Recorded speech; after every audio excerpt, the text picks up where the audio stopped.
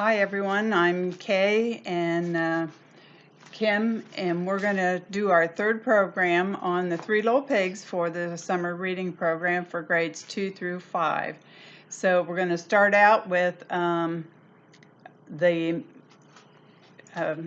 music for it first, and then we'll read the story and then do the projects and stuff. So if your mom and dad want to videotape you anytime during this, and so you have pictures and stuff to send for us, we'd love that, especially when you get your projects finished on the end. I'd love to see what they look like. So Kim's gonna start and show you the pictures as the story plays on the record player.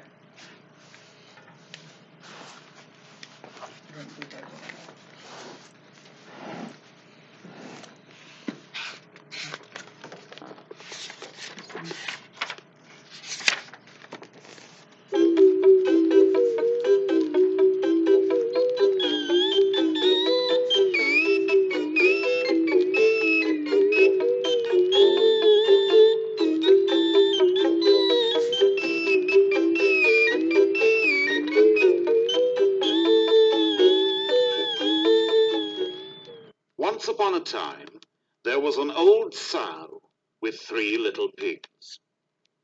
She had no money to keep them, so she sent them off to seek their fortune. The first little pig met a man with a bundle of straw and said to him, "Please, man, give me that straw to build me a house." So the man did, and the little pig built his house with it. Along came a wolf. He knocked at the door and said, little pig, let me come in." "No, no," said the little pig, "not by the hair of my chinny chin chin." "Then I'll huff and I'll puff and I'll blow your house in," said the wolf.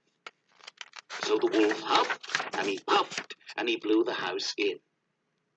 And he ate up the first little pig. The second little pig met a man with a bundle of sticks and said, "Please, man, give me those sticks to build me a house." So the man did, and the little pig built his house with them.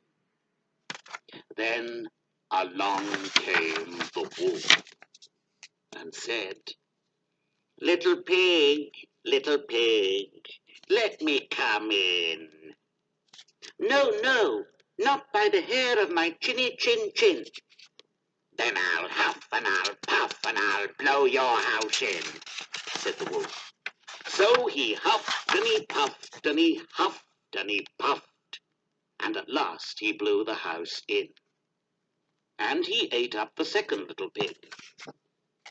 The third little pig met a man with a load of bricks and said, "Please, man, give me those bricks to build me a house."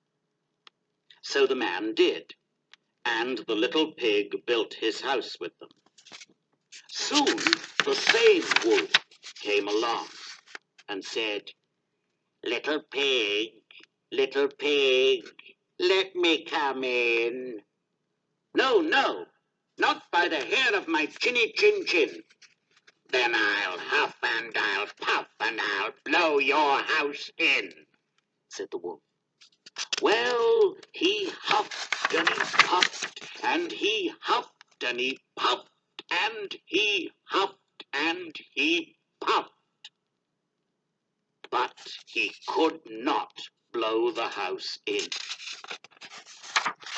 At last the wolf stopped huffing and puffing and said, little pig, I know where there is a nice field of turnips." "Where?" said the little pig. "On Mr. Smith's farm," said the wolf.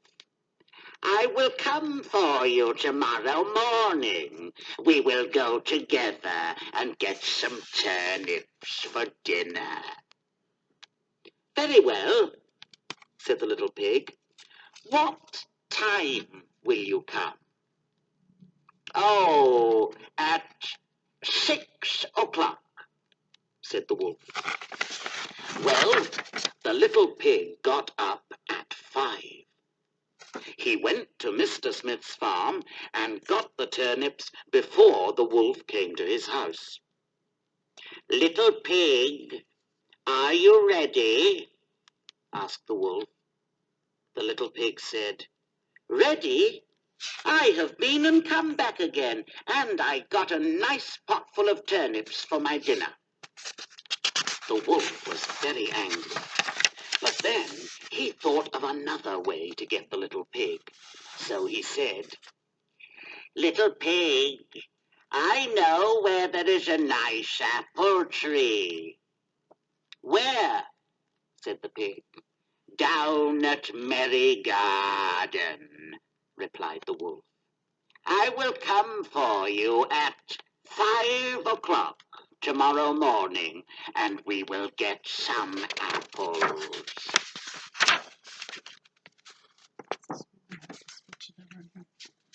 Time out, we gotta switch the record over.